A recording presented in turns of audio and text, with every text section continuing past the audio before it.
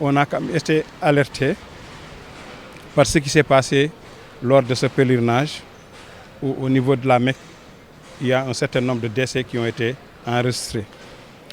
Au départ, on avait pensé que c'était lié à des vagues de chaleur parce que la température était excessivement élevée. Mais on s'est rendu compte qu'il y a un syndrome respiratoire avec les cas de décès.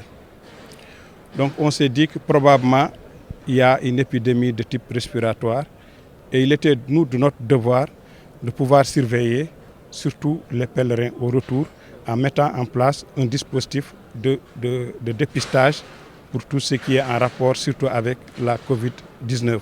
Et il faut dire quand même qu'il y a des cas qui étaient suspects et c'est des cas qui sont avérés. Et là, on est en train de leur fournir l'information pour qu'au niveau de leur maison, qu'ils puissent prendre les dispositions pour éviter que la maladie se mette à se propager. Et surtout qu'on puisse limiter ou même supprimer les fameux ganelets qu'on a l'habitude de faire.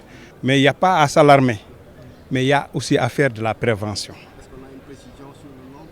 Le nombre, je ne peux pas le dire, on fera un communiqué officiel quand on aura toutes les données. Mais ce que je peux assurer, c'est qu'il y a quand même quelques cas qui proviennent de la Mecque et qui sont des cas positifs.